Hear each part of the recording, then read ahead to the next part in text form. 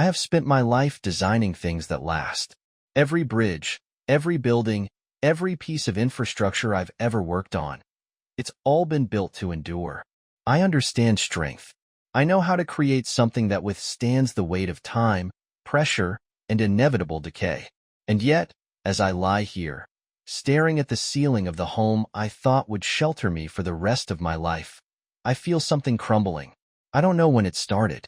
Catherine is next to me, breathing softly, lost in sleep. Her back is turned toward me, the sheets pulled just slightly away, like even in unconsciousness, she's putting space between us. I can't remember the last time we fell asleep touching each other.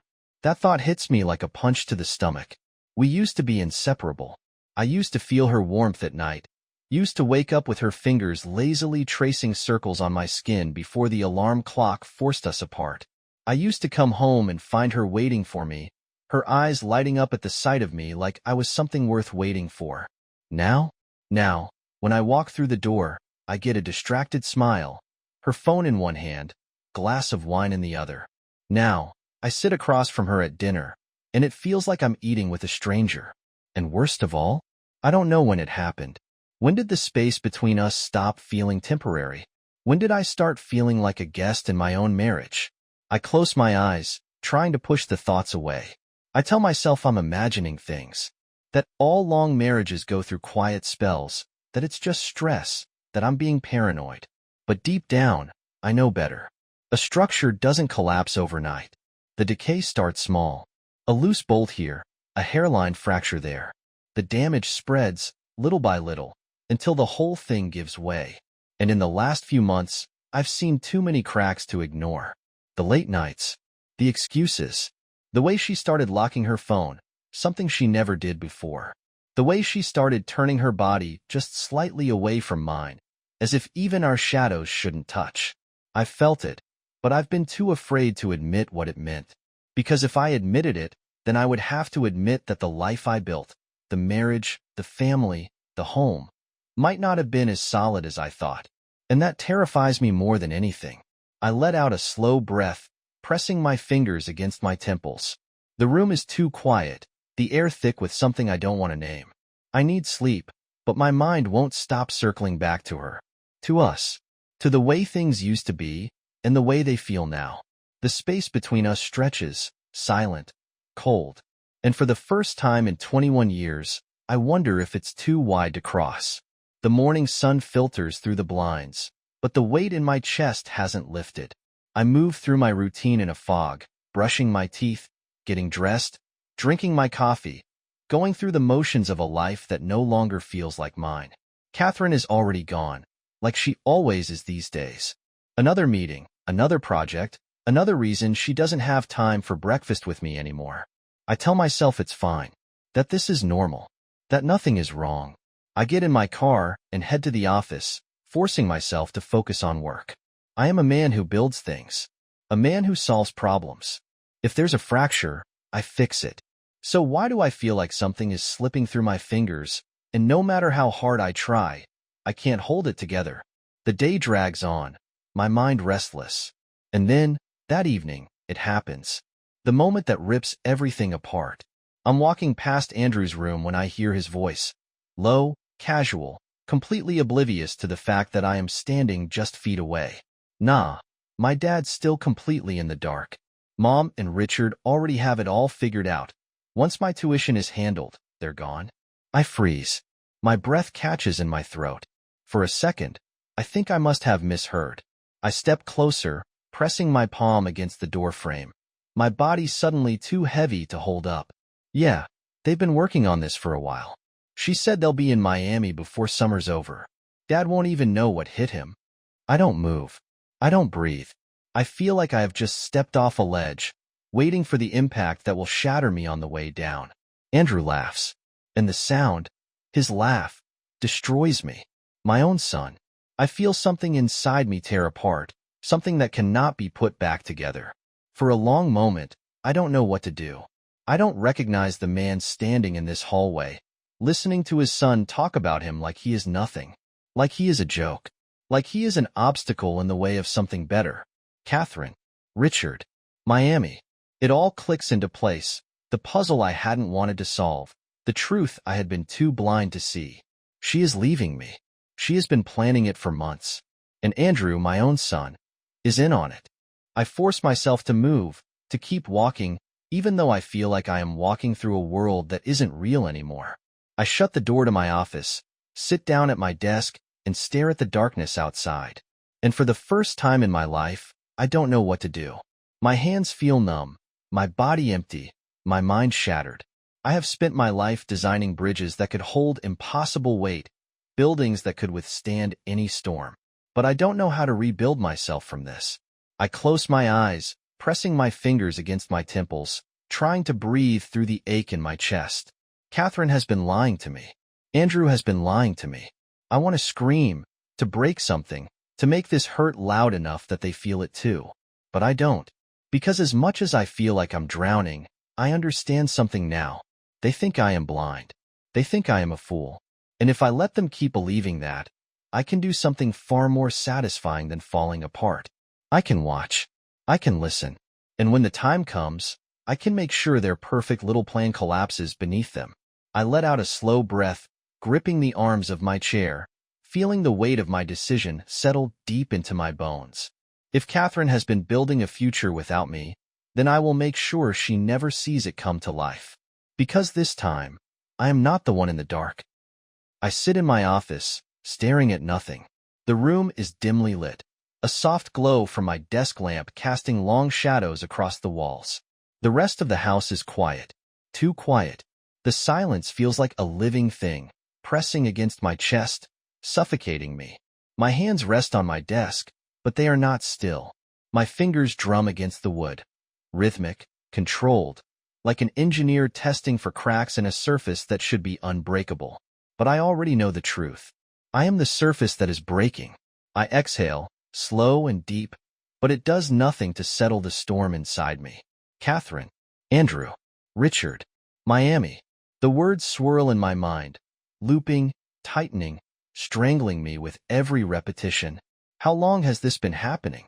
How long has my wife been sneaking around behind my back, whispering to another man, planning her escape while lying next to me in our bed? How long has my own son been complicit in this betrayal, feeding me empty words while knowing I was being played for a fool? The thought sends a sharp pain through my chest. Not just anger, but something deeper, something raw. I want to hate them. I should hate them. But instead, I feel something worse. I feel hollow. A man without a home. A husband without a wife. A father without a son. I lean forward, pressing my hands against my face, willing myself to breathe. But then, another thought hits me. A thought that makes my stomach churn. I do not know Richard. I do not know who this man is, where he came from, how he slithered his way into my wife's life, into my son's trust, into the very foundation of what I thought was solid. What kind of man is he? A businessman? A manipulator? A predator? What has he told her to make her throw away 21 years of marriage? What has he promised her that I could not? The idea of it, of Catherine looking at another man the way she used to look at me, smiling at him with that same warmth, that same love. It sends a cold wave through my body, chilling me to the bone. I stand abruptly, my chair scraping against the floor. I cannot sit here. I cannot let myself drown in this. I have to know. I turn back to my desk, my hands moving before my mind fully catches up. I open my laptop, the screen glowing softly in the dark. The bank statements are already pulled up. I scroll through them again, my pulse thudding heavily in my ears. $5,000 withdrawal. $3,200 charge at a Miami hotel. $8,500 transfer labeled consultation fees. $10,000 wired to J. Colton. Richard Colton. There he is. I stare at the name, memorizing it, burning it into my mind like a brand. I don't hesitate. I open a private search browser and type it in. Richard Colton. Miami. Consultant. A list of articles, LinkedIn profiles, business listings pops up. I click the first link. His photo loads. And when I see him, my stomach drops. He's young. Younger than me. Early 40s, maybe. Sharp suit, confident smile. The kind of smile that makes people trust him even when they shouldn't. a businessman, a so-called investment consultant. But as I read further, I see what he really is. A con artist. His name is tied to failed businesses, lawsuits, vanished funds. He's done this before. The realization makes my entire body go still. He's not just stealing my wife. He's stealing my money. My pulse pounds in my ears. This isn't just an affair. This is a setup. This is a scam. I inhale slowly, my fingers tightening into fists. And suddenly, the pain of Catherine's betrayal takes a back seat to something colder. Something sharper. She is being used. She doesn't even know it. She thinks she's leaving me behind, but she has no idea that she's the one being played. And Andrew, God, Andrew, my son is blind to it. Caught in the illusion, believing his mother's lies, believing this stranger's promises. They think they have me fooled, but they have no idea what I am capable of. I sit back, rubbing a hand down my face, trying to steady the fury surging inside me. I know what I need to do. I can't stop the affair. I can't undo what's already been done, but I can destroy this man before he takes another dime from my family. I can make sure Catherine sees the truth, and when she does, she will realize that she has lost everything. I exhale, steadying myself, my heartbeat slowing. I am a man who builds things. I am also a man who knows exactly how to bring them down. And now, I am going to watch it all fall apart. I woke up feeling like my body wasn't my own. Heavy, slow, like I had been dragged under by something dark and suffocating. For a second, I kept my eyes closed, letting the quiet convince me that it was just another morning, that everything was still the way it used to be. But then I heard the sound of Catherine's heels against the floor. Soft, measured, like she was trying not to wake me. A habit formed over months of late, night returns and early morning escapes. I turned my head slightly, just enough to see her through half-lidded eyes. She was standing by the mirror, adjusting the collar of her blouse, her phone perched between her ear and shoulder. I should have closed my eyes again, pretended I was still asleep. But then I heard her voice, low and warm. Not the tone she used with me anymore. The one she used with him. I'll see you tonight. Yeah, same place. I can't stay long. He's been paying more attention lately. My pulse pounded in my ears. I didn't move, didn't breathe. I waited, because I needed to hear it. I needed to feel the full weight of it. I know. Just a few more weeks. A pause. A quiet laugh. The sound of fabric rustling as she reached for her purse. I can't wait either. I swallowed, forcing my face to remain still, my breathing slow. A few more weeks. That was it, then. I was living on borrowed time. The door clicked shut, and I let out a slow, shaky breath, staring at the ceiling, feeling like my entire body was crumbling from the inside out. The coffee tasted bitter that morning. Or maybe it wasn't the coffee. Maybe it was just everything else. I sat at the kitchen table, staring at the empty chair across from me.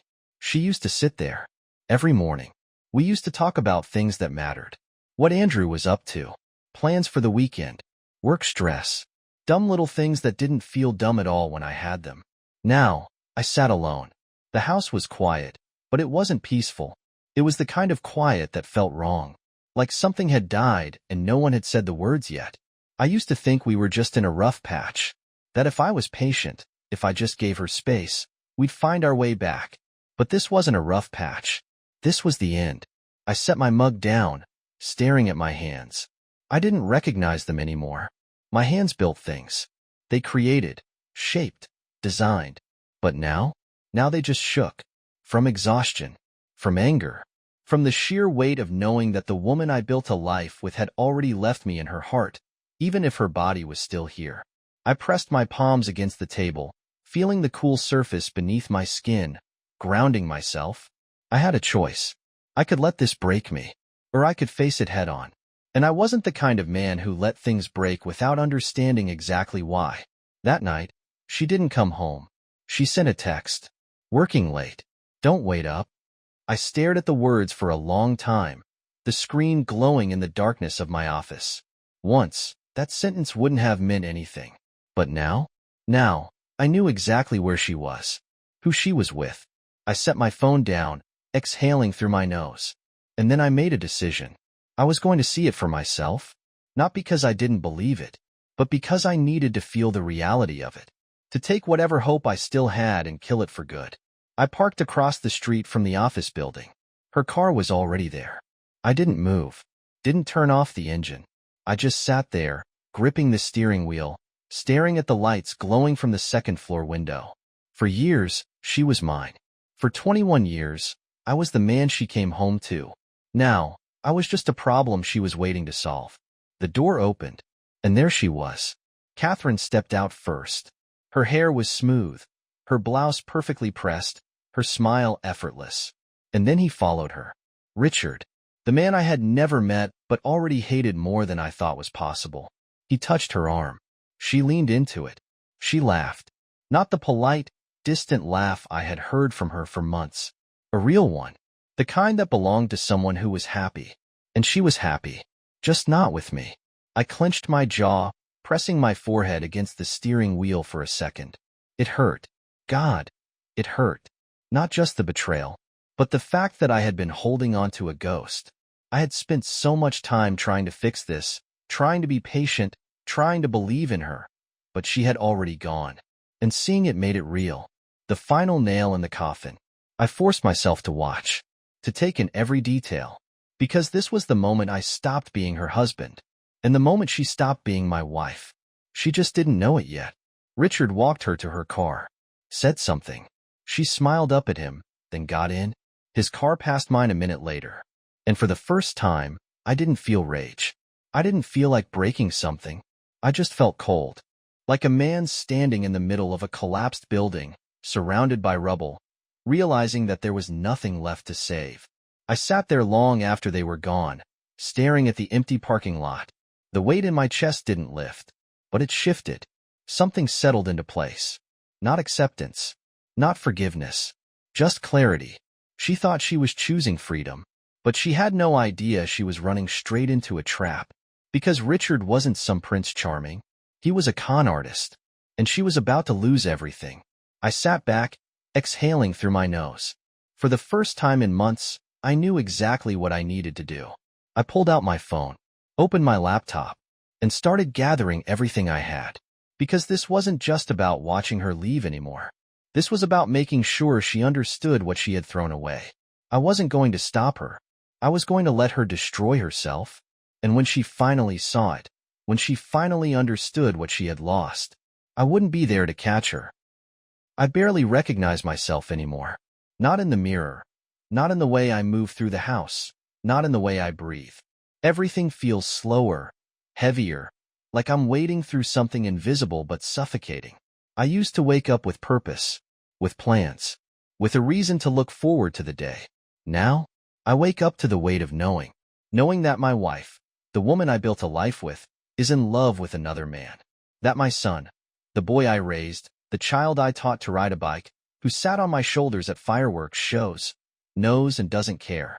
That I am alone in a house that doesn't feel like mine anymore. And yet, somehow, I don't feel broken. I should. I should feel like I'm drowning, like I can't breathe, like this pain is too much to bear. But I don't, because something inside me has hardened. The cracks have sealed over with something cold and immovable. I am not here to cry over what I've lost.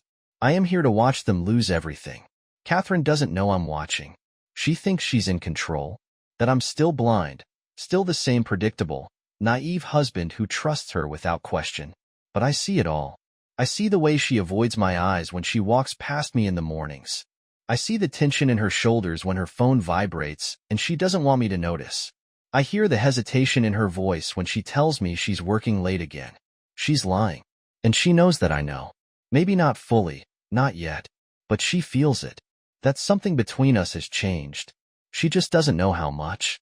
I make my first move in the afternoon. It's quiet, simple. A single email to Richard's top investors, with an attachment filled with financial records, fraudulent contracts, offshore accounts in his name. Nothing aggressive. Just a gentle nudge in the right direction. And then I wait. Because if there's one thing I've learned from years of designing structures, it's that you don't need to tear down a building with your own hands. You just need to weaken the right supports. The first crack appears the next morning. Catherine's phone rings. She glances at me, then quickly stands, walking into the hallway before answering. That's mistake number one. Because she thinks I'm not listening. No, that doesn't make any sense, she says, voice sharp. I sip my coffee. Listening. What do you mean some investors are pulling out? That's impossible. I turn the page of the newspaper in front of me, taking my time. She paces. Her voice rises. I don't smile. Not yet. Not because I don't want to, but because I want her to feel it fully before she sees me enjoy it. By the afternoon, Richard calls her directly. This time, she doesn't leave the room. Big mistake. I watch her as she listens, as her knuckles go white around the phone. Wait. Slow down. What are you saying? Pause. The SEC? Why the hell would they be looking into your accounts?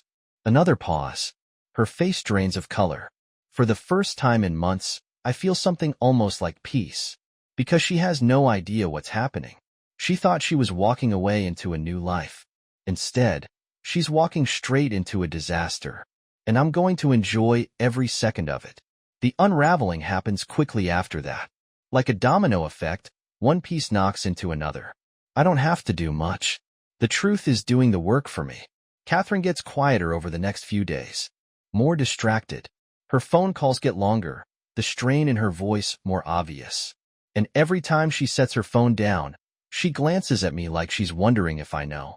I do, but I let her twist in the unknown, because that's what she deserves. Then, one evening, I hear the fight. I'm in my office when it starts. Catherine is in the bedroom, phone pressed to her ear, voice sharp with frustration. You told me this was safe, Richard. Silence. Then, no, don't do that. If they find out I moved money for you. Another pause. And then, softer. You told me you loved me. I close my eyes for a second, pressing my fingers against my temples. And God help me, I almost feel sorry for her. Almost. Because she really thought this was love. She really thought this man was different. She didn't see the warning signs. Didn't listen when her instincts whispered that something was off. She ignored them, the same way she ignored me. And now, she's realizing, too late, that she's not running towards something better. She's running off a cliff. And I'm not going to catch her. That night, she barely looks at me. Her eyes are distant, her expression tight. I pretend not to notice. Because I want her to come to me. I want her to feel small and unsure and out of control. And then I want her to ask for my help.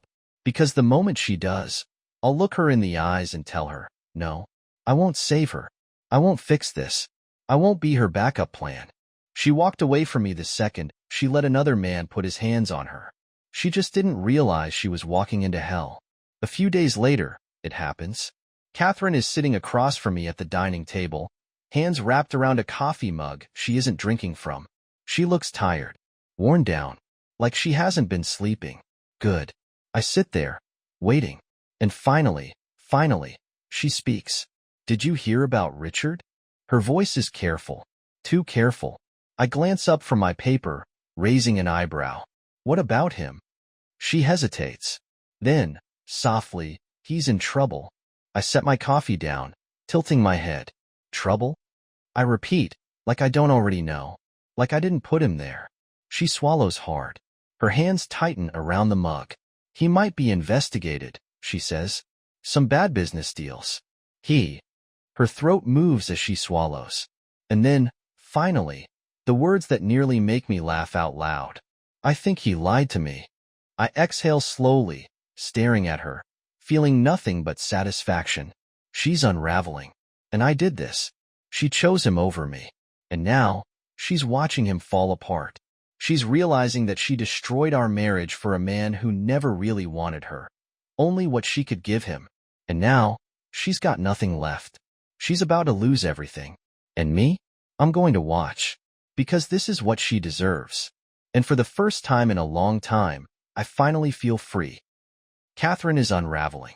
I can see it in the way she moves, in the way she picks at the hem of her sleeve, in the way she lingers in doorways like she's afraid to step forward.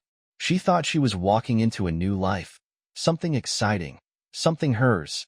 But now, she's standing at the edge of something she can't control, and she's finally starting to realize there's no way back. I don't ask about Richard. I don't need to. The whispers are everywhere now. The investors pulling out, the fraud investigations, the money disappearing. Richard is fighting to keep his world from collapsing, and Catherine? She's realizing she bet on the wrong man. She's quiet at dinner. I pretend not to notice, because I want her to sit with it. I want her to feel the weight of what she's done. I wonder if she regrets it yet. If she thinks about all the nights she spent whispering on the phone, about all the times she looked at me and lied. If she finally understands what it really means to destroy a marriage. But none of that matters now, because I don't regret a damn thing. That night, she finally asks, not in anger, not in defense, just quietly, "Did you know?" We're sitting across from each other at the dining table, the same table where we used to laugh, used to talk about the future, used to make plans that I thought would last a lifetime. I set down my fork. "Know what?" She exhales, pressing her fingers to her forehead, like she's bracing herself. "About Richard. About what he really is." Her voice is shaky, like she already knows the answer. I sip my drink, letting the silence stretch between us. Then, I tilt my head. Would it have changed anything if I did? And just like that, I see it. The flicker of realization. She knows the truth. Even if I had warned her, even if I had begged, pleaded, tried to save her from herself, she wouldn't have listened. She would have called me paranoid, controlling, insecure. She would have looked at me with that same pitying expression she wore for months. The one that said, "You don't understand, I've outgrown you." She made her choice. And now, she has to live with it. I pick up my fork and take another bite. She doesn't say another word. Because there's nothing left to say. The next morning, Andrew is waiting for me. I stop in the doorway, surprised. He hasn't looked me in the eye in weeks. But now, he's standing there, arms crossed, his face tight with something between anger and fear. "Dad," he says, voice sharp. I grab my keys, slipping my watch onto my wrist. "What?" He shifts on his feet, and for the first time, he actually looks unsure. "Then, did you do this?" I don't answer right away. I just glance at him, waiting. Do what? His throat moves. His hands curl into fists. "Mom's upset. Richard's in trouble. And I know you, Dad." His voice is sharp, accusing. "I know how you think." I look at him. This boy I raised. This boy I loved, protected, fought for. And now? Now, he's looking at me like I'm the bad guy. Like I'm the one who ruined her life. As if she didn't do that all by herself. I exhale through my nose, slipping my keys into my pocket. "If you're asking if I protected myself," I say slowly, levelly, "then yes, Andrew. I did." His jaw tightens. "You ruined everything," he spits. I let out a quiet laugh. Not bitter. Not angry. Just tired. "No, son," I say, looking him right in the eye. "She did." Then, I walk past him, leaving him standing in the wreckage he helped create. I don't rush inside. I sit in the car, gripping the steering wheel, staring at the house that used to be home. It looks the same, but nothing is the same. Not anymore. For a long time, I thought I was the one holding this house together. That as long as I stayed, as long as I kept believing in what we built, it would mean something. But now, I realize, I was just standing in the ruins, pretending the walls weren't already caving in. A house isn't a home when the love inside it has died. And ours? Ours has been dead for a long time. I finally force myself to step inside. And there she is, waiting for me. Catherine stands in the living room, arms wrapped around herself, hair still damp, like she's just gotten out of the shower, like she's trying to wash away the weight of everything. But some things can't be scrubbed clean. Some stains stay forever. She looks at me, and for the first time in a long time, I see fear in her eyes. Not the kind of fear that comes from anger. Not the kind that comes from knowing you're about to fight. The kind that comes from knowing you lost something you can never get back. She takes a breath. "We need to talk," she says, voice barely above a whisper. I nod, setting my keys down. "Go ahead." She swallows hard, hesitates. And that's when I know. She doesn't even know where to start. "Richard's gone," she finally says. I don't react. I don't need to. I already knew. But I want to hear her say it. "He took everything," she whispers. Her voice shakes. She looks down at her hands like she's embarrassed to say it out loud. Like saying it makes it real. I exhale slowly. Everything? I ask, tilting my head slightly. She nods. My savings. My accounts. He drained them all. Her breath shudders.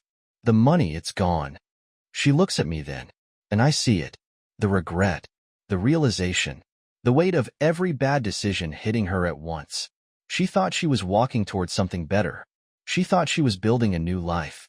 Instead, she was walking straight into her own destruction. And now, she's standing in the wreckage.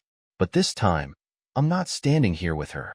I let the silence settle between us, watching her as she slowly crumbles. She's waiting for me to react, to get angry, to tell her I told you so, to tell her I'll fix it, because that's what I've always done. But I won't. Not this time. She shifts, tucking a strand of hair behind her ear, voice softer now. I made a mistake. I almost laugh. A mistake. Like this was just a bad financial decision. Like she didn't destroy everything we built, piece by piece, for a man who never loved her. I lean against the counter, crossing my arms. She takes another step toward me. Can we talk? She asks. Please. I let out a slow breath, staring at her. And this is the moment she finally gets it. That I'm not going to save her. That I'm not going to be her safety net, her backup plan. The man who picks up the pieces. You made your choice, Catherine, I say. She blinks. And for a second, I swear I see tears in her eyes. Like she wants to take it all back. Like she finally understands what she's lost. I don't wait for her to answer. I don't wait for the pleas I know are coming. I just grab my jacket, turn toward the door, and step outside. And as I breathe in the cold night air, something inside me exhales. Not from exhaustion, not from anger, but from freedom. Because Catherine isn't my wife anymore. She's just a woman who made the worst mistake of her life. And now, she has to live with it. Alone.